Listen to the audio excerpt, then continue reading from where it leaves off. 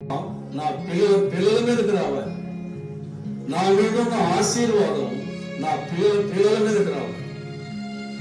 నీ మీద శాపం ఉందనుకోండి, నీ శాపం నీ పిల్లలు అనుభవిస్తారు. అది దేవుని కాదు తప్పు, అది నీదే తప్పు. మరి శాపం వెలుబడి చేస్తుందా నీ ఇంటిలో? దేవుని ఆశీర్వాదంతో నీవు వెలుపలికి వెళ్తున్నావా? దేవుని ఆశీర్వాదంతో నీవు లోపలికి వస్తున్నావు, దేవునితో వస్తున్నావు. కాబట్టి దేవుని వాక్యం చెప్తుంది, 14వ వచనం కూడా చదువుకుంది. సమస్త జనముల కంటే ఎక్కువగా నీవు ఆశీర్వదింపబడుతూ, నీలో మగవానికే గాని ఆడుదానికే గాని పొందుతాను. 16 సంవత్సరాలైన వివాహం, మేము మారు మనసు పొందామండి, మాకెందుకు సంతానం లేదు అని అడిగాడు. మరి ఆ ప్రశ్నకు నేను ఏమని సమాధానం చెప్పాను?